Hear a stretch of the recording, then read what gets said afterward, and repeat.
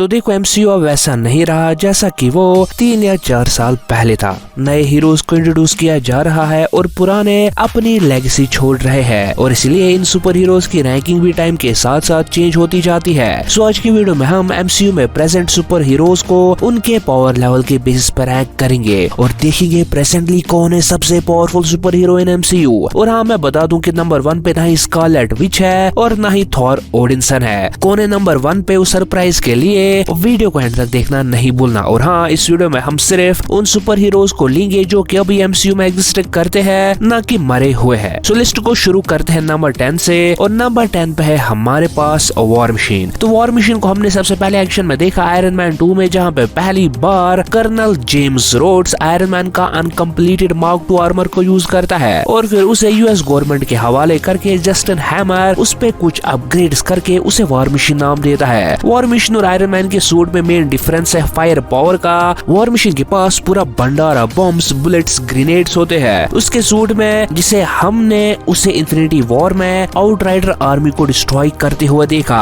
और साथ ही colonel roads खुद एक एक्सपर्ट फाइटर, पायलट और टैक्टिशियन भी है जो उसे आयरन मैन से एडवांटेज देती है। अभी प्रेजेंटली वॉर मशीन के पास 6 वॉर मशीन आर्मर्स है, जिसमें वॉर मशीन मार्क 6 हमने एंड गेम के फाइट में देखा था, जिसे कि टोनी स्टार्क ने खुद अपग्रेड किया था। बढ़ते नंबर 9 की तरफ। तो नंबर 9 पे है हमारे पास व्हाइट विजन। एक्चुअली मैं इस नंबर पे विजन को रखता but Thanos happened. Anyways white vision को स्वॉर्ड ने ओरिजिनल विजन की बॉडी से ही बनाया था बट वो उसे जिंदा नहीं कर पा रहे थे, जिसके लिए उन्होंने फिर कैओस मैजिक का यूज किया। व्हाइट विजन एक किलिंग मशीन थी जिसे सिर्फ अपना दिया हुआ ऑर्डर कंप्लीट करना था और कुछ भी नहीं। बट जब व्हाइट विजन वेस्ट 2 में पहले वांडा से फाइट करता है और उसके बाद हेक्स विजन उसे शिप ऑफ थीसिस थ्योरी में फंसा के उसे सोचने पे मजबूर करता है, जिसकी वजह से व्हाइट विजन वहां से भाग जाता है। White vision easily hex vision को ओवरपावर कर रहा था और माइंड स्टोन की जगह उसके पास एक हाईली एडवांस्ड ब्रेन है। व्हाइट विजन के पास ओरिजिनल विजन की सारी पावर्स है, like super strength, durability, speed, agility, flight और इंटेंजिबल होने तक की पावर है। और व्हाइट विजन ओरिजिनल विजन से थोड़ा सा अपग्रेडेड भी है क्योंकि वाइब्रेनियम के साथ साथ उसके पास सिंथेटिक ऑर्गेनिक टिश्यू भी है। बात करें नंबर 8 की, तो नंबर 8 पे हमारे पास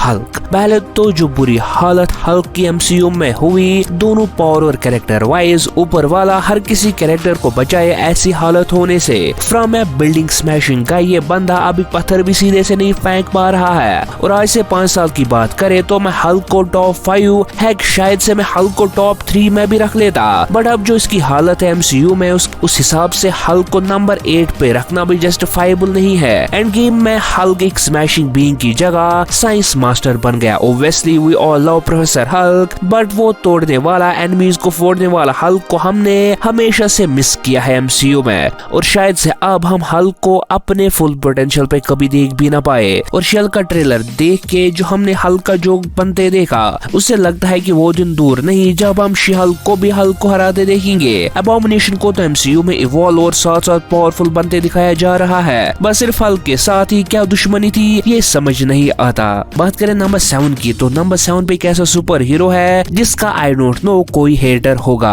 और वो है शैंग-ची। बट इस रैंकिंग में हम शैंग-ची विद 10 रिंग्स को लेंगे क्योंकि तभी वो अपने मैक्स पावर और फुल पोटेंशियल पे होता है। तो शैंग-ची 10 रिंग्स के बगैर भी एक मास्टर कॉम्बैटेंट और स्किल्ड फाइटर था। शैंग-ची ने अपनी बॉडी की इंटरनल एनर्जी यानी ची को यूज करना सीख लिया था, बट 10 रिंग्स को यूज करने पे उसके पास super human strength, durability, speed, agility, endurance और इमॉर्टिलिटी भी आ गई थी। और तो हमने देखा कि शैंग-ची 10 रिंग्स को वैन्यू से भी बेटर यूज कर पाया था और डिवेलर ऑफ डार्कनेस को हराने के लिए उसने इतना पावरफुल ब्लास्ट यूज किया था कि उसकी गूंज कमर तक जा पहुंची। और अभी तो शैंग-ची और 10 रिंग्स की पावर स्कोर एक्सप्लोर किया जाएगा और शैंग-ची 10 रिंग्स से एनर्जी को मैनिपुलेट कर सकता है और पावरफुल एनर्जी ब्लास्ट से अपने अपोनेंट्स को हरा सकता है और उनकी एनर्जी को भी एब्सॉर्ब कर सकता है। बढ़ते हैं नंबर 6 की तरफ। तो नंबर 6 पे है हमारे पास इटर्नल्स। हाँ, मैंने यहाँ सब इटर्नल्स को लिया है वरना वीडियो में सिर्फ इटर्नल्स को ही रैंक करना पड़ता।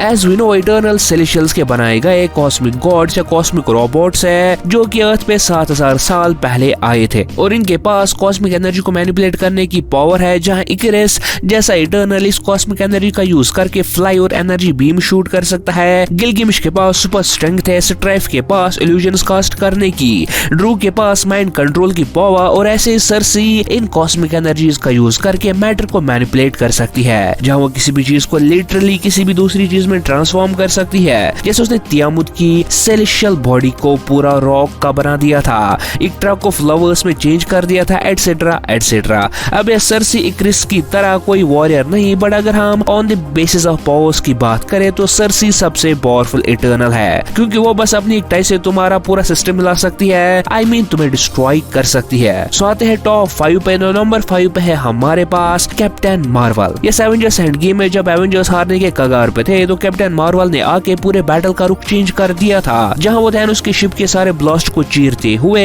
पूरा सेंचुरियन को डिस्ट्रॉय कर दिया था। और थैनोस जिसने कि तब तक आयरन मैन वर्दी कैप्टन अमेरिका और थॉर को पेल दिया था, भी उसका कुछ बिगाड़ नहीं पाया था, और सिर्फ पावर स्टोन से थैनोस उसे और पावर कर पाया था। कैप्टन मार्वल की मेन पावर एनर्जी एब्जॉर्प्शन है, जिसकी वजह से वो किसी भी टाइप ऑफ एनर्जी को एब्जॉर्ब कर सकती है। हाँ, कॉमिक्स में वो मैजिकल एनर्जीज को एब्जॉर्ब नहीं कर सकती, बट क्या ऐसा एमसीयू में है या नहीं, ये अभी तक कंफर्म नहीं किया गया है। और एनर्जी एब्जॉर्प्शन की वजह से वो स्पेस में फ्लाई कर सकती है, क्योंकि तब वो डिफरेंट स्टार्स की एनर्जी को एब्जॉर्ब कर रही होती है। और व्हाट इफ के सीजन 1 में भी तुमने देखा होगा कि कैप्टन मार्वल सिर्फ हमारे यूनिवर्स की नहीं, बट हर किसी यूनिवर्स में one of the most powerful super heroes में गिनी जाती है। कैप्टन मार्वल के पास इनक्रेडिबल लेवल की सुपर स्ट्रेंथ है, और अभी के लिए ये कहना गलत नहीं होगा कि वो सबसे फास्टेस्ट सुपर हीरो एमसीयू की, जिसके वजह से ही वो डिफरेंट प्लैनेट्स और सोलर सिस्टम्स में ट्रैवल करती रहती है। इसके अलावा उसके पास पावर स्टोन के अटैक को सर्वाइव करने वाली ड्यूरेबिलिटी है, और लिटरली वो अपने हाथों से एनर्जी शूट कर सकती है, जिसे उसने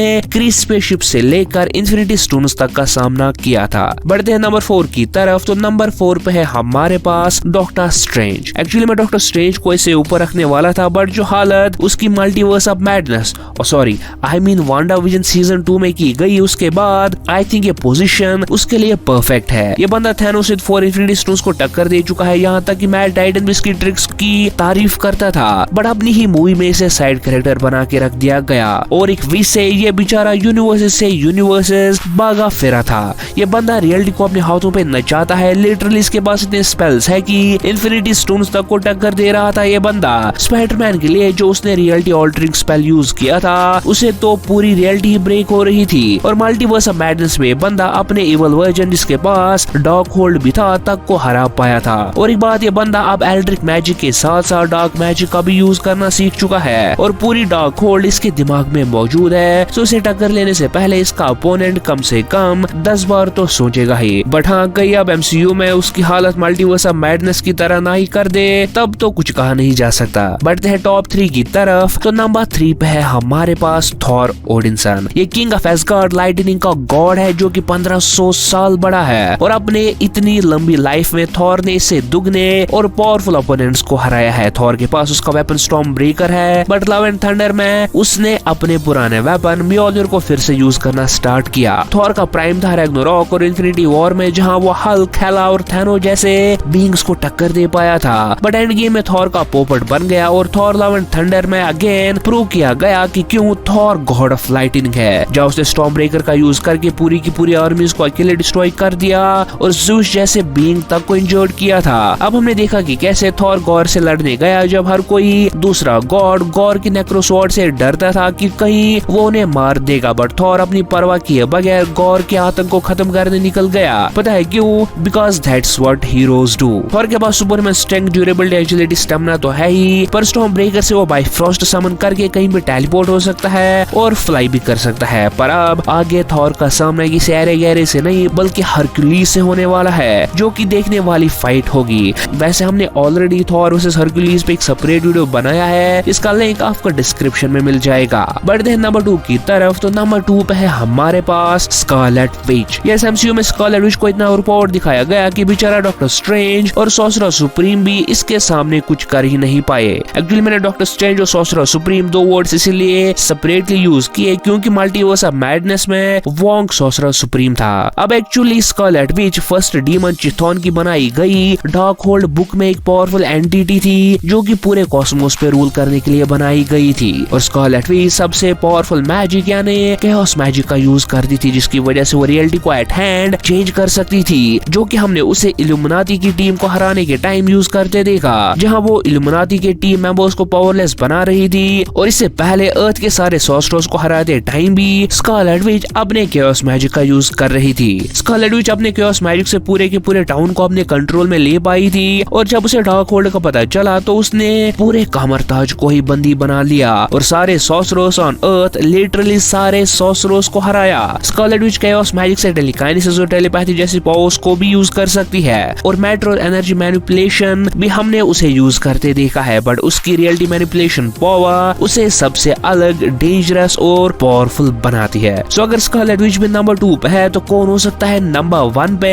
एनी गेसेस? कमेंट करो, देखते हैं कितने लोग सही होंगे। अभी पॉज करो वीडियो, कमेंट करो, उसके बाद वीडियो आगे देखो। सो फाइनली नंबर 1 पे है हमारे पास व्हाट इफ का इविल डॉक्टर स्ट्रेंज। तो देखो, इसे तो मल्टीवर्स ऑफ मैडनेस में दिखाए गए उस इविल डॉक्टर स्ट्रेंज से कंफ्यूज नहीं करना, दोनों अलग अलग है। मैं यहाँ बात कर रहा हूँ व्हाट इफ के एपिसोड 4 में दिखाए गए इविल डॉक्टर स्ट्रेंज की। हाँ, आई नो ये एनिमेटेड सीरीज है, but what if is a part of MCU। इसका मतलब इविल डॉक्टर स्ट्रेंज भी MCU में ही गिना जाएगा। ये बंदा लिटरली OP होने की परफेक्ट डेफिनेशन है। ये बंदा 400 सालों तक हर किसी टाइप के मैजिक को कंट्रोल और उसे यूज करना सीख रहा था, जहाँ उसने बहुत सारे पावरफुल बीइंग्स की पावर को भी एब्सॉर्ब कर लिया और इसके बाद इविल डॉक्टर स्ट्रेंज ने अपनी यूनिवर्स को डिस्ट्रॉय कर दिया एब्सोल्यूट पॉइंट को चेंज करके। क्या हमने स्कारलेट विच को एक यूनिवर्स को डिस्ट्रॉय करते देखा है अभी तक? नहीं ना, पर इविल डॉक्टर स्ट्रेंज ने अपनी यूनिवर्स को डिस्ट्रॉय किया। क्या हमने स्कारलेट विच को अभी तक एक गैलेक्सी बस्टर अटैक को सर्वाइव करते देखा है? नहीं ना, पर हमने इविल डॉक्टर स्ट्रेंज को ऐसा करते देखा है। और व्हाट इफ सीजन 1 के लास्ट एपिसोड्स में इन्फिनिटी अल्ट्रॉन के साथ फाइट में ये बंदा गैलेक्सी बस्टर अटैक्स को टॉफी की तरह खा रहा था। इसके स्पेल्स इन्फिनिटी स्टोन्स की पावर को पावरलेस बना रहे थे और इन्फिनिटी अल्ट्रॉन जिसने पूरे मल्टीवर्स में countless Captain Marvel, Scarlet Witches और पता नहीं कितनी सुपर हीरो टीम्स को अकेले हराया था, इविल डॉक्टर स्ट्रेंज की पावर्स को देखकर हैरान रह गया था।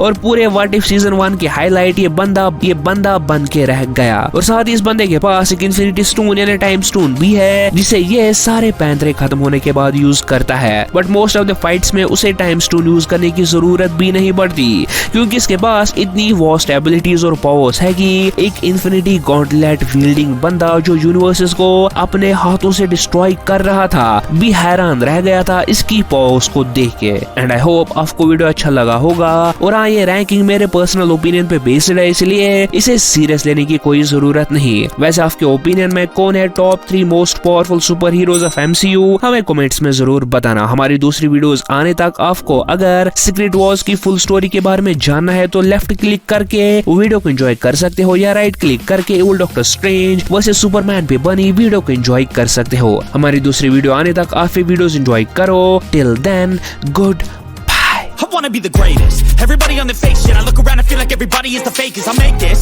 every day and I'm impatient, hoping one day I blow up from the basement. Statement, the top is so vacant. I don't hear shit that